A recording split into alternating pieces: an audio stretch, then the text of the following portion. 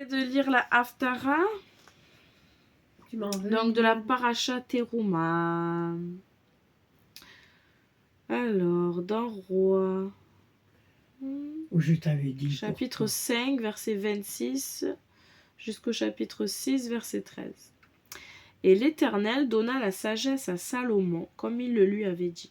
Et il y eut la paix entre Hiram et Salomon, et ils conclurent tous deux une alliance. Le roi Salomon leva un tribut sur tout Israël. Ce tribut se monta à 30 000 hommes.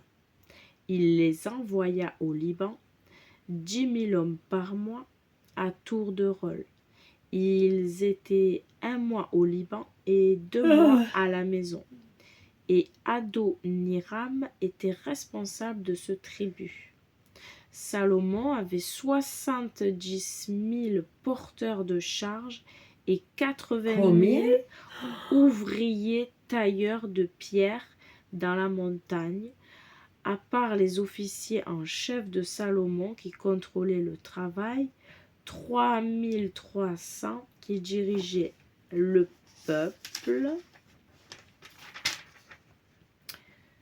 Donc j'étais au verset 30. Qui accomplissait la tâche. Le roi donna ordre et ils firent extraire de grandes pierres, de lourdes pierres, pour asseoir les fondations du temple en pierre de taille.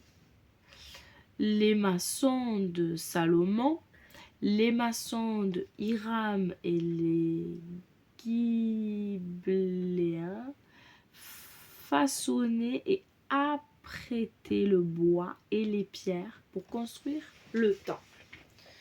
Chapitre 6. Le temple? Le temple. En dernier, tu m'as pas dit. Le temple. Chapitre 6. 480 ans après la sortie des enfants d'Israël du pays d'Égypte, Oui.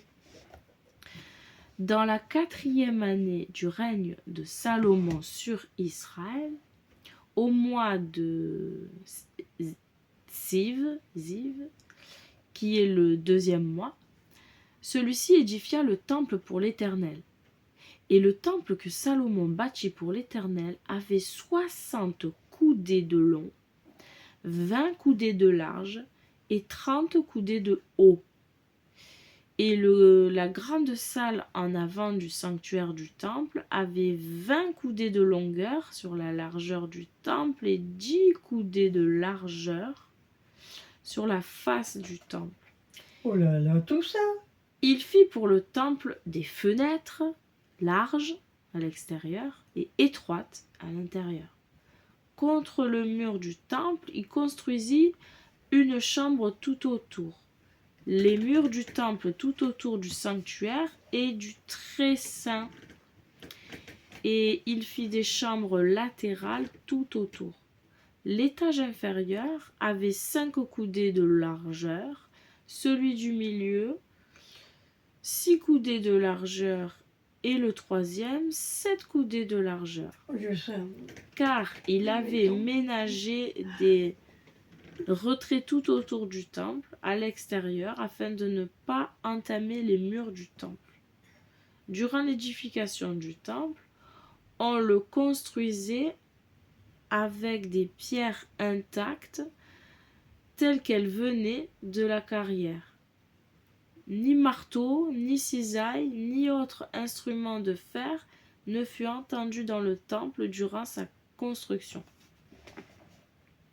Oh, je vais pas voir. L'entrée de la chambre inférieure du milieu se trouvait dans l'aile sud du temple, et c'est par des escaliers en spirale qu'on montait à celle du milieu, et de celle du milieu vers la 3e,